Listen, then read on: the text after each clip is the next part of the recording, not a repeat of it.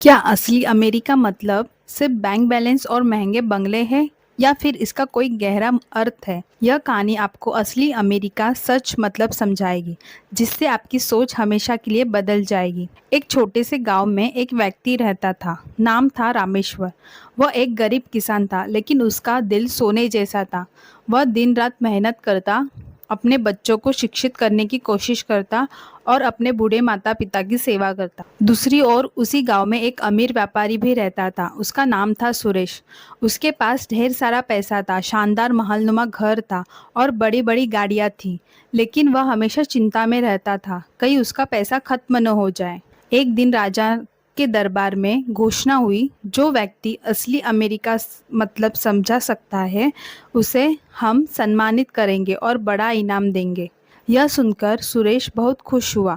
उसने सोचा, मैं तो सबसे अमीर हूँ, राजा को जाकर बता दूंगा कि अमेरिका मतलब बंगला और ऐशो आराम है। यह सुनकर सुरेश बहुत खुश हुआ। उसने सोचा, मैं तो सबसे अमीर हूँ, राजा को जाकर बता दूंगा कि अमेरिका मतलब पैसा, बंगला और ऐशो आराम है। वही दूसरी ओर रामेश्वर भी राजा के दरबार में जाने का फैसला करता है। राजा ने दोनों से पूछा, तुम दोनों में से कौन असली अमीर है? सुरेश ने जवाब दिया, महाराज, मेरे पास अपार धन दौलत, बड़ी कोठी और सैकड़ों नौकर चाकर है। मैं इस राज्य का सबसे अमीर व्यक्ति हूँ। राजा ने मुस्कुराकर रामेश्वर की ओर देखा। तुम क्या सोचते हो?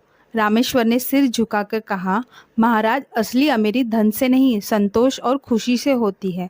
मेरा परिवार मुझे प्यार करता है। मैं जो कुछ भी कमाता हूँ उसमें खुश रहता हूँ। मेरे पास कम धन है, लेकिन मेरा मन शांत और संतुष्ट है।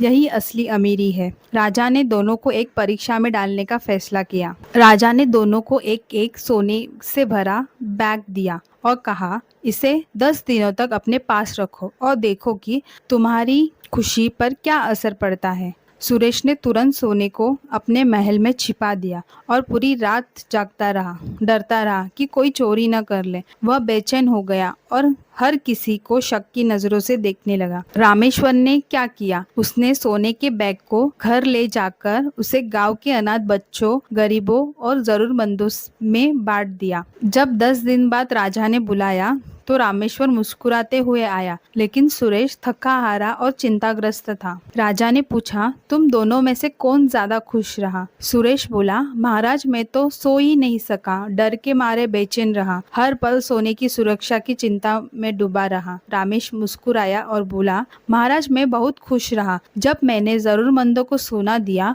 तो उसके चेहरे की मुस्कान ने मुझे असली अमीरी का एहसास कराया। राजा ने कहा, असली अमीर वह नहीं होता जिसके पास सबसे ज्यादा पैसा होता है, बल्कि वह होता है जिसके पास सबसे ज्यादा संतोष और खुशी होती है। इस कहानी से हमें यह सीख मिलती है कि असली अमीरी सिर्फ पैसे में नहीं, बल्कि संतोष, खुशी और सेवा में होती है। पैसा जरूरी है, लेकिन केवल धन कमाने से कोई अमीर नहीं बनता, बल्कि अपने धन का सही उपयोग करके, खुश रहकर और दूसरों की मदद करके ही इंसान असली अमीर बनता है। अगर आपको यह कहानी पसंद आई हो तो हमारे चैनल को लाइक, शेयर और सब्सक्राइब करना न भूलें। ऐसी ही और प्रेरणादायक कहानियों के लिए हमारे साथ जुड़े रहे।